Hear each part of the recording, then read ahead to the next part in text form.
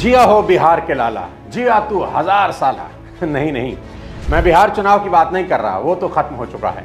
बल्कि जंगल राज और मंगल राज के इस घमासान के बीच मैं एक ऐसे इंसान की बात करने वाला हूं जो किसी भीड़ का हिस्सा नहीं बल्कि खुद एक आंदोलन है। भले जेब खाली हो, जेब में गांधी हो या ना हो, दिल में एक आंधी होनी चाहिए जिसकी धड़कनें क्लासरूम से निकलकर पूरे समाज में लहर बन जाती हैं। वह आदमी जिसके पास एक वक्त पेंसिल खरीदने के पैसे नहीं थे, वो आज लाखों बच्चों का भविष्य लिख रहे हैं। आप भले 1 साल लेट से तैयारी करो, लेकिन 1 साल लापरवाही मत करो। जिनकी माँ पुराने पन्ने सीकर नोटबुक बनाती थी, बेटा आज दुनिया का सबसे बड़ा एजुकेशनल यूट्यूब चैनल चला रहा है। एक समय जिनके पास बस का किराया देने के लिए 90 रुपए नहीं थे, वो आज उसी 90 रुपए में पूरा कोर्स पढ़ा देता है। जिसने ठान लिया था अगर सिस्टम नहीं बदलेगा तो मैं बच्चों को इतना मजबूत बना दूंगा कि वो सिस्टम बदल देंगे। और एक वक्त ऐसा भी आया जब उनके कोचिंग सेंटर पर बम फेंक दिया गया। हमारा सब बम बहुत बेहतरीन ढंग से एक एक पिन पॉइंट कर करके ऑफिस में जगह जगह यहाँ पे, तो उनके हजारों बच्चे ढाल बनकर खड़े हो गए और कहने लगे, सर आप क्लासरूम में पढ़ाइए, बाहर जो होगा हम संभाल लेंगे। जिया हो बिहार के लाला, जिया तू 1000 साल। आप इसरो के वैज्ञानिक को लाइए, बिहार में चुनाव ना हरा दिया तो कहिएगा मुखिया के चुनाव में हरा देगा। जिस राज्य में धोड़ी चाटने वाला गाना ट्रेंडिंग में जाता होगा, नीचता की हद है। वो गाना गा रहा है, ये नीचता नहीं है। नीचता ये है कि यहाँ हम 12 करोड़ लोग उस गाने को ट्रेंडिंग में बना के उसको ट्रेंडिंग में पहुंचा देते हैं। इससे नीच हरकत क्या हो सकती है। आज के वीडियो में मैं बात करूंगा खान सर की, जिनकी पॉपुलैरिटी आज कई नेताओं और सेलिब्रिटी से ज्यादा है। सूर्यवंशी। अभी एक इवेंट में मैं और खान सर दिल्ली की चीफ मिनिस्टर के साथ एक साथ स्टेज पर थे। उनसे बात करके बेहद मजा आया, अद्भुत अनुभव था। बहुत कम लोग होते हैं जो सक्सेसफुल होने के बाद बड़े सिंपल रहते हैं। उनसे मिलते वक्त ही सोच लिया था जब भी टाइम लगा उनके ऊपर वीडियो जरूर बनाऊंगा। दोस्तों, लोगों को यह जानने में जितना वक्त लगा कि कटप्पा ने बाहुबली को क्यों मारा, उससे ज्यादा वक्त लगा ये जानने में कि खान सर का असली नाम क्या है। पर सच्चाई ये है कि नाम चाहे जो भी हो, उनकी पहचान अब किसी सरनेम की मोहताज नहीं। भ्रम में नहीं रहिएगा कि कोई आपका साथ देगा। कोई अगर आपका साथ दे सकता है, कोई आपको कामयाब कर सकता है, तो केवल एक व्यक्ति है, वो आप खुद है। खान सर वो इंसान है जो सपने देखते भी हैं और उन्हें हकीकत में बदलने की हिम्मत भी रखते हैं। उनका सपना था कि एजुकेशन का हक सिर्फ अमीरों तक सीमित ना रहे। रिक्शे वाले का बेटा, चाय वाले की बेटी, सिक्योरिटी गार्ड या किसी ड्राइवर का बच्चा, उसे भी वही मौका मिले जो किसी बड़े स्कूल में पढ़ने वाले को मिलता है। आज चाहे पटना हो या पटियाला, भोपाल हो या भागलपुर, हर शहर, हर गली में आपको खान सर का एक स्टूडेंट मिल जाएगा जो कहीं एसपी होगा, आईएएस होगा, रेलवे में होगा, डिफेंस में होगा या किसी ऑफिस में मेहनत से अपनी जिंदगी की कहानी लिख रहा होगा। अभी रक्षाबंधन का उनका मैंने एक वीडियो देखा, बाप रे बाप, राखियों की वजह से हाथ हथौड़ा हो गया है। 15 से 20 हजार बहनें राखी बांधने आई। कमाल का लगाव और इज्जत है। और जब हाल में उन्होंने अपनी शादी पर अपने स्टूडेंट्स के लिए महाभोज रखा तो इतनी भीड़ आई कि किसी नेता की रैली भी छोटी लग जाए। 70,000 स्टूडेंट अपने सर का आशीर्वाद लेने पहुंचे। लाइन जो था यहाँ पीएमसीएच से लेके एनआईटी तक लगा हुआ था। एजुकेशन किसी भी इंसान को आसमान तक पहुंचा सकती है। खान सर इसका जीता जागता उदाहरण है। कपिल शर्मा के शो से लेकर कौन बनेगा करोड़पति में अमिताभ बच्चन के सामने वो बैठ चुके हैं। 107 करोड़ से शायद हम कुछ घर बना लेते, लेकिन ठुकरा कर जो बच्चों को पढ़ाया है ना, आज हिंदुस्तान के हर भारतीयों के दिल में मेरा एक घर है। क्या बात है साहब। एजुकेशन में रेवोल्यूशन लाने के बाद अब खान सर हेल्थ के क्षेत्र में एक बड़ा इतिहास रचने जा रहे हैं। पटना में उन्होंने बनवाया एक ऐसा हॉस्पिटल जहां इलाज सरकारी हॉस्पिटल से सस्ता होगा, लेकिन सर्विसेज किसी प्राइवेट हॉस्पिटल से कम नहीं होंगी। वो कहते हैं अगर बीमारी अमीर और गरीब देखकर नहीं आती तो इलाज भी अमीर और गरीब देखकर नहीं होना चाहिए। लेकिन अब सुनिए कमिटमेंट का लेवल। जब हॉस्पिटल बन रहा था उन्होंने कहा ऑपरेशन थिएटर में महंगा मार्बल लगाओ, कोई कमी नहीं रहनी चाहिए। काम हुआ, सब कुछ चमक उठा। लेकिन जब हेल्थ एक्सपर्ट आए उन्होंने कहा सर ये मार्बल इन्फेक्शन फैला सकता है, गलत टाइल लग गई।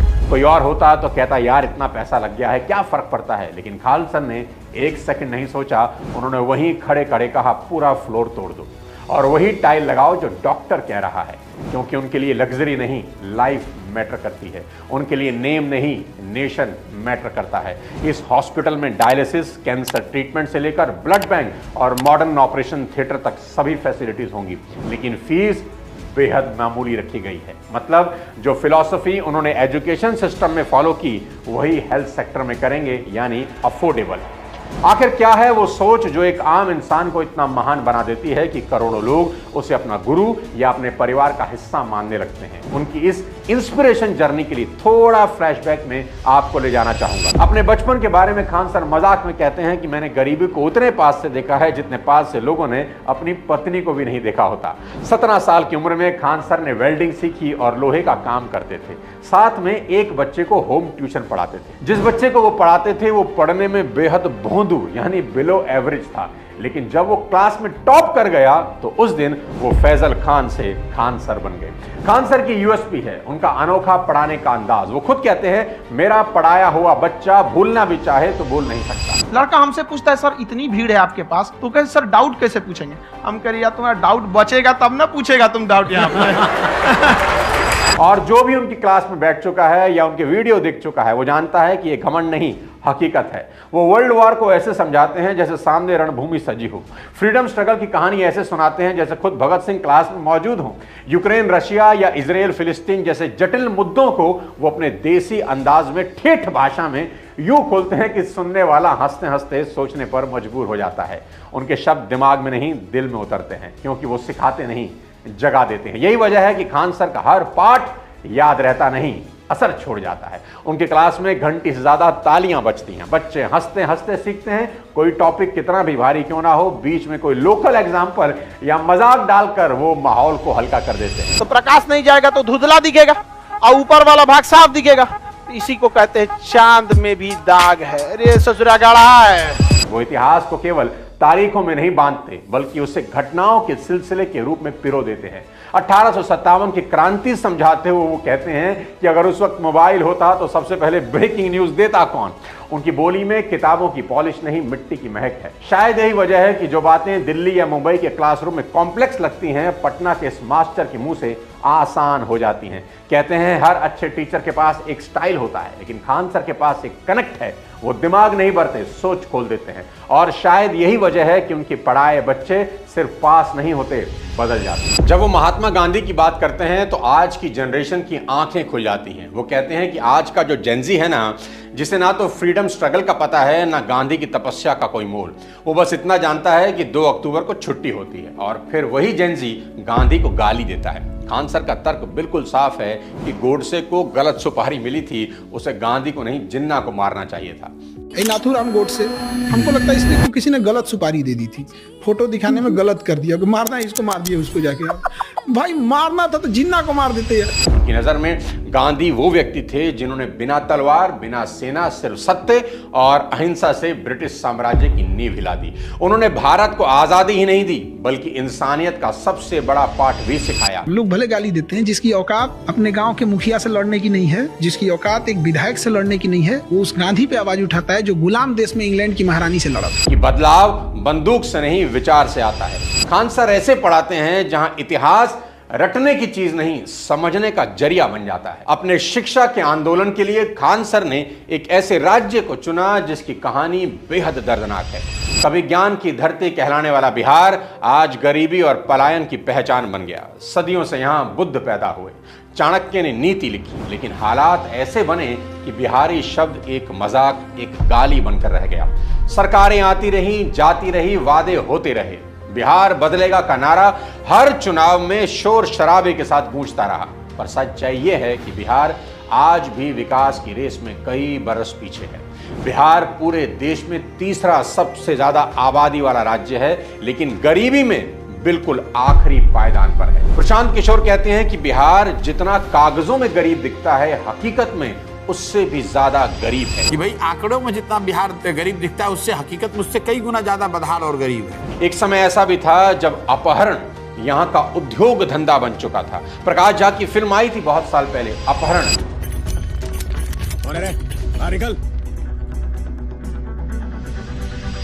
और वो कोई कल्पना नहीं थी, वो बिहार की सच्चाई बयां कर रही थी। यहां नौकरियों से ज्यादा चर्चा फिरौती की होती थी। आज भी लोग बिहार छोड़ रहे हैं क्योंकि अपॉर्चुनिटीज बेहद कम है। इन सब के बीच खान सर ने पटना को अपनी कर्म भूमि बना दिया। बोलते हैं अगर बिहार का नाम गाली बन गया है तो मैं अभी से गर्व बनाऊंगा। दोस्तों, खान सर की कहानी सिर्फ एक कोच की कहानी नहीं है। वो बताते हैं कि जब इरादा सच्चा होना तो एक दशरथ मांझी भी अपने दम पर पहाड़ काट देता है। खान सर उस साइलेंट रेवोल्यूशन का हिस्सा हैं जो ना टीवी डिबेट में दिखता है, ना रैलियों में सुनाई देता है, लेकिन हर उस बच्चे के दिल में चल रहा है जो किसी कोचिंग क्लास या ऑनलाइन क्लास में बैठकर अपनी जिंदगी का इम्तिहान दे रहा है। खान सर ने साबित किया कि विकास सिर्फ बजट या पॉलिसी से नहीं होता, सोच से होता है। कि अगर सिस्टम तुम्हारे बच्चों के लिए नहीं बदलेगा तो तुम्हारे बच्चे ही सिस्टम बदल सकते हैं। यही सोच है जो एक आम आदमी को एक आंदोलन बना देती है। उन्होंने दिखाया कि बिना किसी सत्ता के, बिना किसी रिसोर्सेज के और बिना किसी प्रचार के भी एक इंसान देश के भविष्य को दिशा दे सकता है। जहां नेता कहते हैं हम जनता के बीच जाएंगे, वहां खान सर रोज जनता के बच्चों के बीच खड़े रहते हैं। जहां लोग कहते हैं मैं नौकरी दूंगा, वो कहते हैं मैं तुम्हें काबिल बना दूंगा। वो भले ही फौज की वर्दी नहीं पहन पाए, लेकिन आज उन्होंने एक ऐसी यूनिफॉर्म पहन ली जो हर दिन लाखों बच्चों के दिलों में झंडा फहराती है। वो जानते हैं कि देश सिर्फ बॉर्डर पर नहीं बचता, क्लासरूम में भी बनता है, जहां पेन से निकले शब्द गोलियों से ज्यादा ताकतवर होते हैं। खान सर हमें याद दिलाते हैं कि मिशन तब बड़ा बनता है जब मकसद मैं से हम हो जाता है। और आज उनकी हर क्लास, हर शब्द, हर हंसी उसी मिशन की मिसाल है। वो हमें सिखाते हैं कि अगर सोच साफ हो तो सियासत भी सलाम करती है। खान सर बिहार की मिट्टी से निकले वो दीपक हैं जो सिर्फ पटना नहीं, पूरे भारत को रोशन कर रहे हैं। उनका संदेश बिल्कुल साफ है, देश तब बदलेगा जब हर बच्चा अपनी कहानी खुद लिखेगा। और वो उस कलम को हाथों में देने निकले हैं जो आने वाली पीढ़ियों की तकदीर लिख देगी। आपको खान सर का ये वीडियो कैसा लगा कमेंट बॉक्स में जरूर बताएं, और ये भी बताइए कि अगला वीडियो किस पर्सनैलिटी के ऊपर देखना चाहते हैं। अगले किसी और वीडियो के साथ जल्द आपसे मुलाकात करता हूं। तब तक अपने स्वास्थ्य का ध्यान रखिए। जय।